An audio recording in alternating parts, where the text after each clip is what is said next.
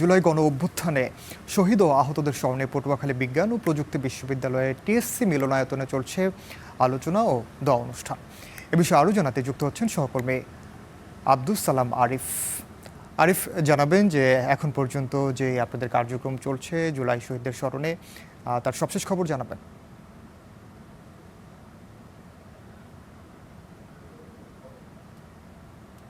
আপনাকে ধন্যবাদ। আমি এই মুহূর্তে দাঁড়িয়ে রয়েছি পটুয়াখালী বিজ্ঞান ও প্রযুক্তি বিশ্ববিদ্যালয় টিএসসি বিজ্ঞানীতে, যেখানে সকাল 11টা নাগাদ শুরু হয়েছে এখানকার যে জুলাই অভ্যুত্থানে যে সকল নিহত এবং আহতদের স্মরণে দোয়া এবং মিলাদ অনুষ্ঠান হবে। এখন আলোচনা চলছে। এ পর্যায়ে আসলে এই যে বিশ্ববিদ্যালয় কেন্দ্রিক যে আন্দোলন থেকে শুরু করে এই জুলাই বিপ্লবে যারা নিহত হয়েছেন তাদেরকে কিন্তু এখানে স্মরণ করা হচ্ছে।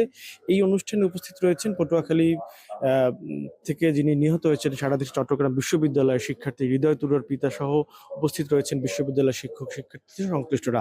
আমরা কথা না বাড়িয়ে সরাসরি বিজ্ঞান ও প্রযুক্তি বিশ্ববিদ্যালয়ের যিনি ভিসি রয়েছেন তার সাথে একটু কথা বলবো যে আজকের এই মূল আয়োজনে তাদের আসলে উদ্দেশ্যটা কি এবং এই ধরনের প্রস্তুতি সম্পর্কে বলবেন।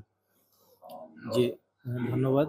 আসলে আজকে আমরা 4 আগস্ট 2026 মূলত যে জুলাই গণ অভ্যুত্থান 2024কে স্মরণ করে জুলাই গণ অভ্যুত্থানে যে সকল বীর শহীদ হয়েছেন, যে সকল আহত যোদ্ধা রয়েছেন তাদেরকে স্মরণেই আজকের এই আয়োজন।